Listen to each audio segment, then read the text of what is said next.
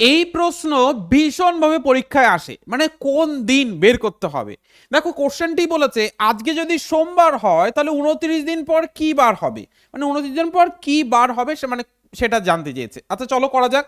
তাহলে যখন 29 দিন আমাকে দিয়েছে, এই অঙ্ক করার আগে এইখানে কিছু আমি মানে কোড নাম্বার দিয়েছি, যেটা কিন্তু তোমাদের একটু মনে রাখতে হবে, ঠিক আছে? তাহলে 29 দিন যেহেতু দিয়েছে, এর সঙ্গে আমাদের বলেছে যদি সোমবার হয়, তাহলে সোমবার হিসাবে কোড নাম্বার আমরা দেখতে পাচ্ছি কত, 1।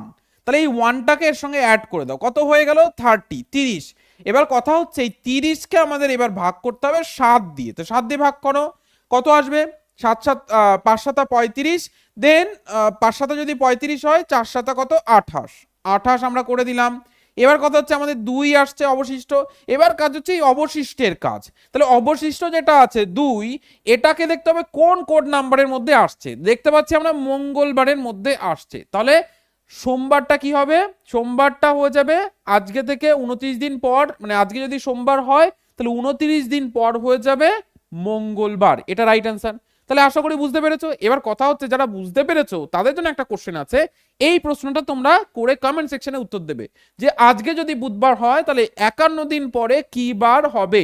কমেন্ট সেকশনে যার যার উত্তর রাইট হবে তাকে তাকে আমি একটা লাইক দিয়ে দেবো। আর এরকম আরো ট্রিক্স টেকনিকের জন্য এই পেজকে সাবস্ক্রাইব বা ফলো আপ করতে একদমই ভুলবে না।